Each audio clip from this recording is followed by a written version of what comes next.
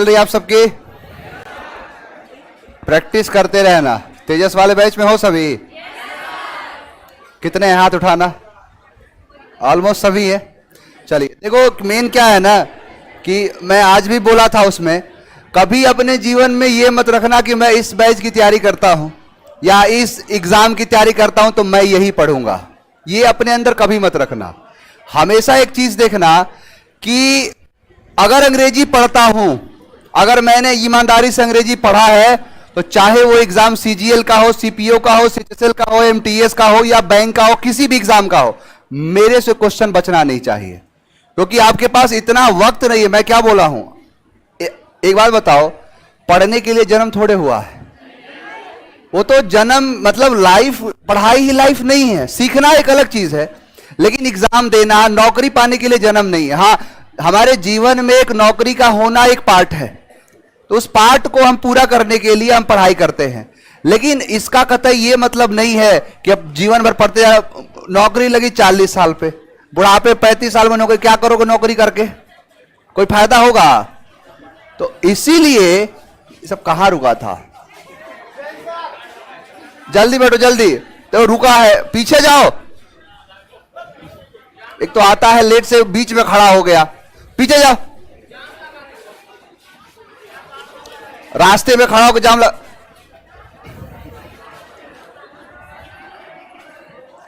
ये सब कहां थे तुम लोग?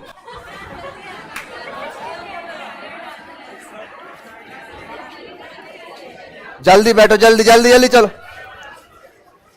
Good evening, good evening. हर यूपीएससी क्लियर करना है, बहुत बढ़िया। जल्दी आगे बढ़ो। ये सब कहां छुपा हुआ था? हम भी बोले कि पीछे सूना सूना क्यों लग रहा है?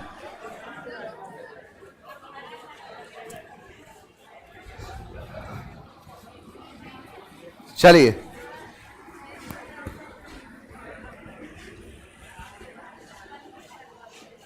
हाँ, तो मेन चीज वही है। देखो, हमेशा याद रखना कि अब की बार आखिरी बार है। एक बार बढ़िया से पढ़ो, एक बार बढ़िया से चीजों को सीखो, समझो, उसके बाद सारे क्वेश्चन लगाओ। तेजस बैच का मुख्य मेरा उद्देश्य यही है कि मैं उसमें तुम्हें यह कभी ना फील होने दूं कि तुम एमटीएस की तैयारी करते हो तो तुमसे सीएचएसएल नहीं होगा, तुम सीएचएसएल की तैयारी करते हो तो तुमसे सीजीएल नहीं होगा, तुम सीजीएल की तैयारी करते हो तो तुमसे एनडीए सीडीएस बैंक नहीं होगा। नहीं, आपको हमेशा रखना है कि अंग्रेजी का मतलब अंग्रेजी, चाहे वो एमटीएस का हो। ये गलत एक परसेप्शन बना लिए हैं लड़के कि मैं तैयारी करता हूं एमटीएस का, मैं सीजीएल का क्यों देखूं? मैं सीजीएल की तैयारी करता हूं, मैं एमटीएस को क्यों ना देखूं? अरे एमटीएस का अंग्रेजी कौन दूसरा है? अगर ये होता कि जैसे एक एनडीए का मैथ्स आता है और एक सीडीएस का मैथ्स होता है, तो वो एक टेक्निकल है कि नॉन टेक्निकल है, तो दोनों अलग अलग हैं, तो वो समझ में आता है। इसमें अलग अलग क्या है? सब एक है। तो इसीलिए एक बार बढ़िया से पढ़ना और ईमानदारी से पढ़ना, क्योंकि मेहनत जो है ऐसे होनी चाहिए कि आपका रिजल्ट होने से कोई ना रोके। मेहनत बढ़िया से कर लो, एक बार बढ़िया से पढ़ लो, उसके बाद आराम से नौकरी करो। बाकी की और बहुत सारे अरमान है ना मन में, तो वो भी अरमान पूरा होना चाहिए। इसी रोबोट तो है नहीं, इंसान है, सब कुछ है, इमोशन है, फीलिंग्स है, सब कुछ पूरा करना है इसी में। छोटी सी जिंदगी है। चलो तो जल्दी आया कर तुम, और बहुत जल्द आने वाले, मतलब ये समझ लो कि बहुत जल्द का मतलब है कि 10-15 दिन या 1 महीने के अंदर ही अब हम लोग हर सैटरडे या संडे को टेस्ट का ऑर्गेनाइजेशन करेंगे, यानी टेस्ट लगाएंगे। और यहां से घर निकलते निकलते या घर पहुंचने से पहले या थोड़ी देर के आगे पीछे के दरमियान आपका रिजल्ट आपके पास होगा। अब इस तरीके से चीजों को अपनाना है, क्योंकि मेरा एक चीज मानना है। देखो, तुमको ना प्रैक्टिकल ज्ञान देता हूं। मान के चलो कि तुम आए, तुमको गाड़ी चलाना सिखाया, बाइक चलाना सिखाया कि देखो ये है बाइक, बाइक के अंदर होता है एबीसी, यानी एक एक्सेलरेटर है, एक ब्रेक है और एक क्लच है। तुमको सिखा दिया, इतना एक्सेलरेटर लो, इतना गियर चेंज करो, ये करो वो करो, सारा रूल सिखा दिया। गाड़ी चला लोगे? अब इसके लिए चाहिए प्रैक्टिस, कि गाड़ी पर बैठो, चाप दो। अब ये होता है प्रैक्टिस से, और इसीलिए जब तक प्रैक्टिस नहीं होगा आएगा नहीं समझ में। तो बाकी समझ में तो आ रहा है? कितने इसमें नए हैं आज के बच्चे? हाथ उठाओ। डेली तुम लोग कहां से आ जाते? इसीलिए बहुत आराम आराम से चल रहा हूं। नए नए बच्चे डेली आते हैं और आएंगे, क्योंकि ऑलमोस्ट यूपी बिहार में एग्जाम हो चुका है, तो बहुत सारे नए नए बच्चे आएंगे, छोटे मासूम से बच्चे, पहली बार अंग्रेजी से उनका सामना होगा। चलिए स्टार्ट किया जाए। देखो क्लास 4 है, वोकैबुलरी समझ में अब आ रहा है कि नहीं, याद हो रहा है कि नहीं? हाँ, तो बस यही मेरा उम्मीद है कि वोकैबुलरी समझना है। देखो और भी आने वाले कुछ समय में मैं आपको ईडियम, फ्रेजेस, वन वर्ड्स का खेल भी दिखाऊंगा, कैसे वो सब भी आपको करना है। खैर 4 नंबर का क्लास है, स्टार्ट करते हैं। पहला शब्द है हमारा बैंकरप्ट। बैंकरप्ट का मतलब होता है दिवालिया। एक चीज और, आज जो चलेगा इसकी तैयारी कल से आना। मतलब अगर आज 4 नंबर पता है ना चलेगा, तो आपको आज क्लास में आने से पहले पीछे की चीजों को याद करके आना है, और साथ साथ में आज की चीजें याद करके आनी है। एकदम देखो रफ्तार बढ़ाओ अपना। अब ये नहीं बचपन आ गया कि छोटे थे, स्कूल में जाते थे, मास्टर जी बताते थे ये आज पढ़ना है, तुम्हें पहले से पता होना चाहिए कि कल मेरा क्या चलेगा, और तुम औरों से फास्ट चलो, औरों से एक स्टेप आगे रहोगे ना, बस यही तुम्हारे जो सफलता है वही तक पहुंचाएगा। जैसे पता है क्या चलेगा, तो तुम्हें बैंकरप्ट का मीनिंग पता होना चाहिए, कोशिश करो याद करने का। यानी बैंकरप्ट का मतलब होता है दिवालिया। अब इसका रीजन इसलिए है क्योंकि तुम्हारे मन में एक सवाल आएगा कि सर बैंकरप्ट में और इंसॉल्वेंट में क्या फर्क होता है। तुम सवाल पूछोगे, अपने आप से जवाब ढूंढोगे, कहां है किसका मतलब, मेरे से पूछोगे, और तुम्हारे पूछने से पहले मैं इसका जवाब दे चुका हूंगा। बैंकरप्ट और इंसॉल्वेंट का पहले अंतर समझो। बैंकरप्सी और इंसॉल्वेंसी ये दोनों एक ही चीज है। जैसे मान के चलो किसी कंपनी से, किसी बैंक से आपने कर्जा लिया, लोन लिया, और उस लोन को नहीं चुका पाए, तो तुम बैंकरप्ट हुए कि इंसॉल्वेंट हुए? इंसॉल्वेंट हुए। यानी तुमने पहले पैसा नहीं दिया, इसलिए तुम क्या हो? इंसॉल्वेंट हो। अब हो सकता है कि पैसा तुम्हारे पास है लेकिन बैंक का पैसा लूटना चाहते हो। अब बैंक वाला छोड़ेगा? केस कर दिया, गया कोर्ट में मैटर, जिनका कंज्यूमर कोर्ट होता है, लोक अदालत जिसे कहते हैं। अब वहां पर मैटर जाएगा, अब आपसे जो कोर्ट है वो आपसे मांगेगा जवाब, भाई क्यों पैसा नहीं दिए। अब तुम तमाम चीजें बताओगे कि मेरे साथ ये दिक्कत हुआ, मेरे पास पैसा है ही नहीं। अब मार थोड़े देगा, तो बोले पैसा है नहीं, तो बैंक तुमसे क्रॉस वेरीफाई करवाएगा कि क्या तुम झूठ बोल रहे हो कि सही बोल रहे हो। अगर उसे लगेगा कि तुम झूठ बोल रहे हो तब तो कार्रवाई करेगा और तुम्हारे उस राज को, जैसे अकाउंट फ्रीज कर देते हैं उस समय, जैसे पैसा है किसी और में फ्रीज कर देगा। लेकिन अगर पता चला कि पैसा ही नहीं है, तो बैंक जो होता है, यानी कोर्ट जो होता है, तुम्हें बैंक करप्ट घोषित कर देता है, और यही होता है बैंक करप्ट। यानी बैंक करप्ट जो है वो उसका अल्टीमेट जो है रिजल्ट है, और इंसॉल्वेंसी जो है, इंसॉल्वेंट है, वो फर्स्ट स्टेज है। समझ में आया? तो यही है, जैसे मान के चलो कोर्ट के द्वारा बताओ उसे बैंकरप्ट घोषित किया गया कि इंसॉल्वेंट घोषित किया गया? बैंकरप्ट।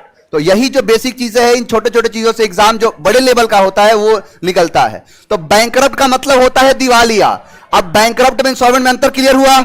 इंसॉल्वेंट तुम स्टार्टिंग में तुम होगे, दूसरा आदमी कहेगा, लेकिन जब कोर्ट कहेगा तुम्हें बैंकरप्ट, तो बैंकरप्ट मतलब हो गया दिवालिया। अब बैंकरप्ट में देखो यहां पर है बैंक और यहां पर है रुपी, यानी बैंक को रुपए नहीं दिए तो बैंक क्या कर दिया?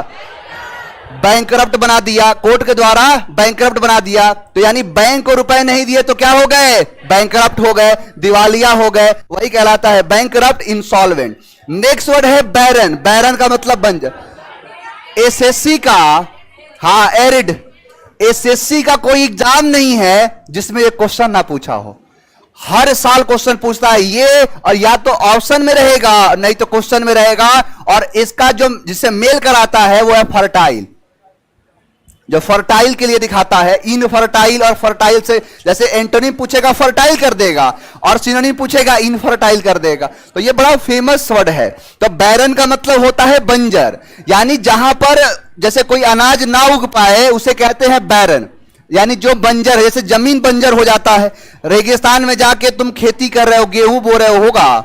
नहीं होगा, क्योंकि वहां में क्या है? फर्टिलिटी नहीं है, वहां का जो जमीन है वो फर्टाइल नहीं है, बैरन है वो। तो बैरन का मतलब होता है बंजर। अब देखो कितना आसान है, बैरन को याद करो बिना रेन से, कि बिना रेन के जमीन क्या हो जाती है?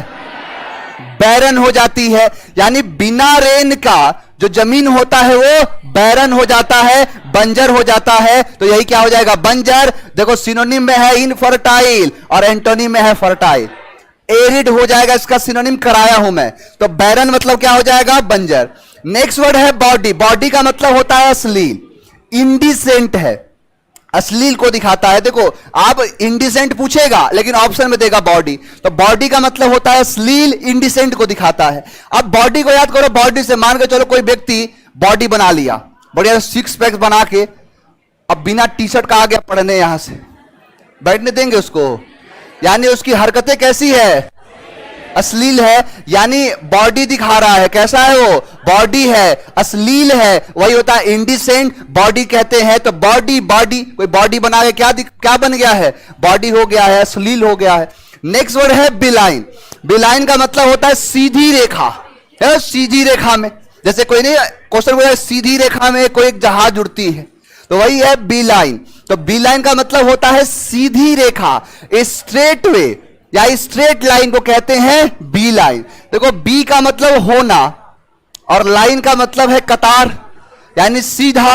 अब क्या, जैसे मान के चलो कोई टेढ़ा टहा खड़ा है, कोई इधर है कोई उधर है, मैंने लाइन में सब हो जाओ, तो क्या हो जाएगा? एकदम सीधी रेखा में। तो वही है बी मतलब होना, लाइन का मतलब रेखा, यानी रेखा में होना, लाइन में होना, क्या हो गया?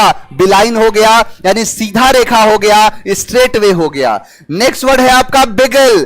बिगल का मतलब होता है धोखा देना, बीट्रे करना, बिल्क करना। बहुत सारे शब्द होंगे बी, देखो धोखा देने के तो बहुत कुछ होंगे। कल भी बताया था कि जीवन में जितने सारे धोखा देने के वर्ड होंगे सब यहीं से आए। इसमें आता है, जैसे बीट्रे कराया था, नहीं है? लिखो बराबर, बीट्रे लिखा हुआ है ना, लिख दो बिल्क, आगे लिख दो बराबर बिल्क, बिल्क लिख दो, बीट्रे तो लिखा हुआ है। तो बिगल का मतलब होता है धोखा देना। अब बिगल को याद करो बगल में, कि बगल वाले क्या कर देते हैं? धोखा दे देते हैं। अगल बगल वाले क्या कर दिए? धोखा दे दिए। लोग नहीं होता है कि लोग धोखा दे दिए, अरे धोखा क्या दे दिए? कहते हैं कि कसूर उनका भी ना था, वो भी क्या करते, उनके चाहने वाले इतने थे, किस किस से वफा करते।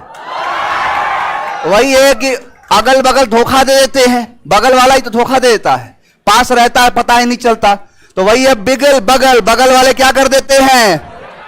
बिगल कर देते हैं। इसको मत जोड़ो, तुम्हारे सामने ये जो है ये ना के बराबर है, तुम्हारे एग्जाम में पूछेगा, इसको इससे कनेक्ट करो। मेरा कहना क्या है कि जैसे तुम देखो बिगल, तुम्हारे दिमाग में तुरंत लिंक कर देना चाहिए बगल, और एक इमेज चलेगा और यही इमेज आएगा। तो बगल वाले क्या कर देते हैं? बिगल कर देते हैं, धोखा दे देते हैं। तो धोखा देना क्या कहलाता है? बिगल कहलाता है। नेक्स्ट वर्ड है बहमूत। विशाल होता है, बड़ा होता है। बहुत सारे शब्द होते हैं, बड़ा विशाल, एक्सटेंसिव होगा, मैसिव होगा, गार्गेंजुअस होगा, टावरिंग होगा, ह्यूज होगा, टाइटेनिक होगा, ये सब के सब होंगे बड़े या विशाल के लिए। देखो दो शब्द एक ही साथ सिखा रहा हूं, एक तो है बहमूत, और जब एम कराऊंगा तो आएगा महमूद। जो महमूद का मतलब ये होता है विशाल, और इसी शब्द से ये शब्द बनेगा। देखो कैसे, इसको भूल जाओ थोड़ी देर के लिए, देखो महमूद को, महमूद में याद आ रहा है महमूद, कौन महमूद?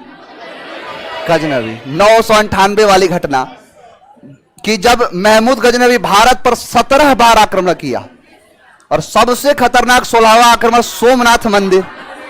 अब ये बताओ कि कोई उस समय सोचो कि ये जो व्यक्ति है, जो महमूद गजनवी है, भारत पर आक्रमण क्यों किया था मालूम है? लूटने का उद्देश्य तो था ही। कहते हैं कि गजनी में एक वंश चलता था, और वही गजनी डायनेस्टी। अब वही क्या था कि वहां के जो राजा हुआ करते, अलप्तगीन नाम था, उनका कोई बेटा नहीं था, उस एक गुलाम हुआ करता था सुबुक्तगीन, और सुबुक्तगीन का बेटा ही था ये। कहते हैं कि सुबुक्तगीन बार बार हमला करता था, और हमला में जीतता नहीं था, उसके बाप को मार दिया। और जब बाप को मारा तो 998 में यह गद्दी पर बैठा और यह कसम लेके बैठा कि हर साल भारत में आक्रमण होगा, और इसीलिए 17 बार भारत पर आक्रमण किया है। और 16वें बार तो वो सोमनाथ मंदिर पे लूट के दरवाजा लेके जा रहा था, तो आगरा के पास जो जाट हुआ करते थे उन्होंने इसे चाप दिया। अब वो जब वापस उन्हीं से बदला लेने के लिए आया, और उसके बाद कहते सरवाइव नहीं कर पाया, नहीं तो फिर लूटता। तो यही कहानी है। तो एक बात बताओ, आप खुद सोचो कि ये भारत इतना विशाल सेना, इसके बाप को ठोक दिए, ये क्या है? लेकिन इसने भारत पे आक्रमण करने में इतना सफल क्यों रहा? क्योंकि इसकी सेना बहुत ही विशाल थी। तो महमूद जब भी दिखेगा ना तो महमूद गजनवी याद आएगा, और इसी से बना भी है ये। तो महमूद गजनवी की सेना बहुत ही महमूद थी, विशाल थी, और इसी का भाई था उसमें बहमूद, महमूद का भाई। तो महमूद से याद आएगा महमूद ही। तो महमूद गजनवी की सेना बहुत ही महमूद थी, और उसका भाई क्या? बहमूद था। तो वही क्या है? विशाल, यानी ह्यूज, विशाल, बड़ा। दोनों शब्द याद हो गए ना? तो महमूद और बहमूद दोनों का मतलब होता है बड़ा या विशाल। नेक्स्ट वर्ड है बाउंटी। बाउंटी का मतलब होता है इनाम। अब बताओ, गिफ्ट सोचते थे, अवार्ड सोचते थे, रिवॉर्ड सोचते थे, एनडीए ने पूछा है बाउंटी। एनडीए 2019 में पूछा बाउंटी का सिनोनिम बताओ। बाउंटी का मतलब होता है इनाम। अब बाउंटी को याद करो बंटी से, कि बंटी बहुत ही तेज लड़का, किसी बंटी को ले लो, कि बंटी जो है बहुत ही तेज लड़का है, इसीलिए उसे बार बार क्या मिलता है?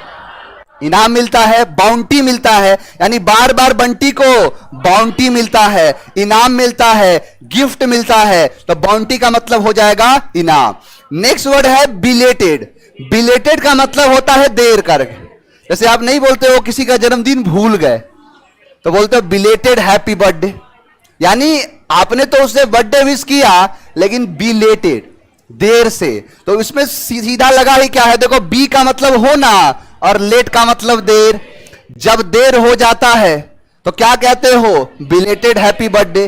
तो वही है, बी मतलब होना, लेट का मतलब देर। तो बिलेटेड यानी देर करके, डीलेड यानी जो चीज देर करके हो जाता है। जैसे एक दिन बाद हो गया तो क्या कहोगे? बिलेटेड। या किसी की एनिवर्सरी है तो उसे बधाई देते हो तो क्या कहते हो? बिलेटेड एनिवर्सरी, हैप्पी एनिवर्सरी, या बिलेटेड करके बोल दिए। नेक्स्ट है आपका बैनिश। देखो, बैनिश का मतलब होता है निकाल देना, एग्जाइल करना। एक्स का मतलब क्या बताया था?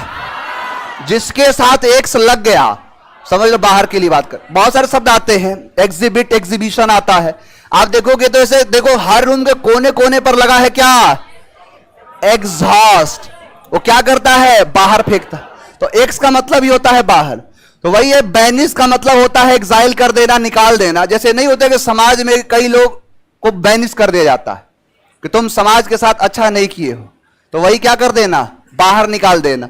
वही कहलाता है बैनिश करना, किसी को निकाल देना। अब बैनिश को देखो सीधा लग रहा है क्या? बैन, यानी किसी पर बैन लगा के उसे क्या कर दिया?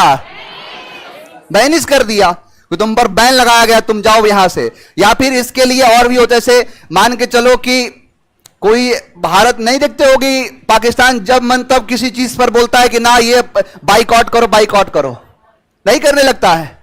तो यही क्या करता है कि भारत के सामान पर बैनिश लगा देगा, रोक लगा देगा, और बोले कि यहां पर क्या करो, इसे बाहर भेजो, बाहर निकालो। वही होता है बैनिश। यानी बैन लगा के क्या कर देते हैं?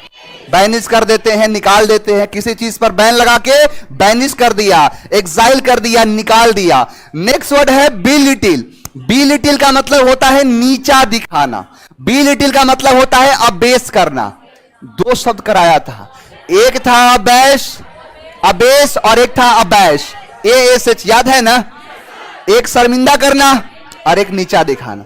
ह्यूमिलिएट करना, मान मर्दन करना, नीचा दिखाना, डिबेस करना, डिफेम करना। जैसे डिफेम का मतलब यही होता है, अभी हाल फिलहाल में आप सुन रहे होंगे कि राहुल गांधी पर डिफेमिनेशन का केस लगा है। डिफेम का मतलब होता है किसी के मान मर्यादा को ठेस पहुंचाना। मान हानि हिंदी में कहते हैं, मान को हानि पहुंची है, तो वही है डिफेम करना, यही शब्द है। अबेस करना, बिलिटिल करना, नीचा दिखाना। अब वही है बिलिटिल। बी का मतलब होना, लिटिल का मतलब छोटा। अब किसी से कहोगे तुम बहुत छोटे हो, मेरे आगे बहुत छोटे हो, अब कितना भी बड़ा हो छोटे हो, तुम का छोटे हो। अब ये क्या है? सामने वाले को नीचा ही दिखा रहा है कि तुम छोटे हो, या फिर तुम छोटे बिरादरी के हो, छोटे कास्ट के हो। ये मतलब बार बार किसी को छोटा बोलना अच्छा है। तो यही है बी मतलब होना, लिटिल छोटा, यानी बी लिटिल, बी लिटिल, तुम छोटे हो, छोटे हो कह के क्या कर दिया? बी लिटिल कर दिया, नीचा दिखा दिया। तो अबेस करना बी लिटिल कहलाता है।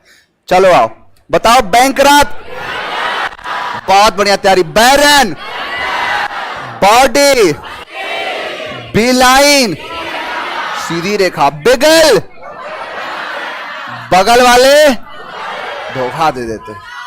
विशाल, बाउंटी, बिलेटेड, बैनिश, निकाल देना बैन लगा के, बेलेटेल। आज थोड़ा पीछे से आवाज आया है, इस आवाज निकाला करो, अंदर की